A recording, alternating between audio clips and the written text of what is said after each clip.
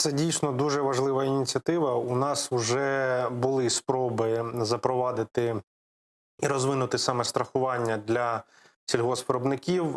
На жаль, вони були невдалі, тому що неправильно побудована була, в принципі, законодавча конструкція таких відшкодувань і ринку.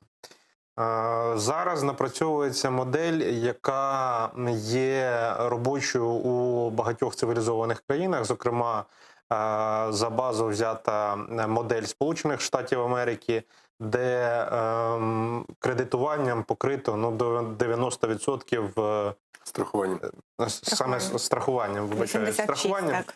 Да, до 90% всіх сільськогосподарських площ і фермерів користуються активно цією програмою. Фактично, У нас це 2%. У нас реально це 2% наразі, причому сумно те, що ці 2% це не є саме страхування в класичному розумінні. Це вимога банків, коли вони беруть в заставу посіви. Тобто це номінальне страхування, навіть ці 2% це реально просто номінальне страхування, яке є вимогою банків.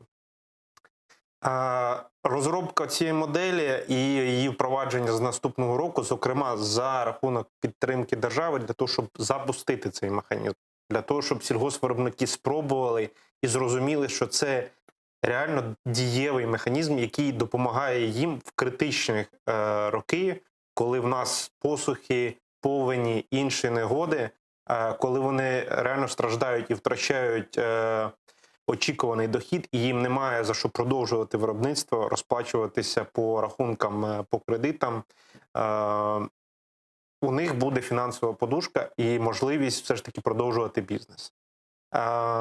Дійсно, тут важливо, щоб ця фінансова підтримка з боку держави була.